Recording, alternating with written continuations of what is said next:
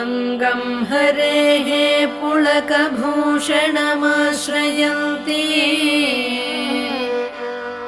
भृङ्गाङ्गनेव मुकुलाभरणं तमालम् अङ्गीकृताखिलविभूतिरपाङ्गलीला माङ्गल्यदास्तु मम मङ्गलदेवतायाः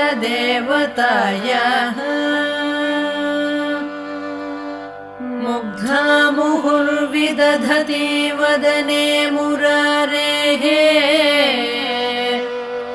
प्रेमत्रपा प्रणिहितानि गतागतानि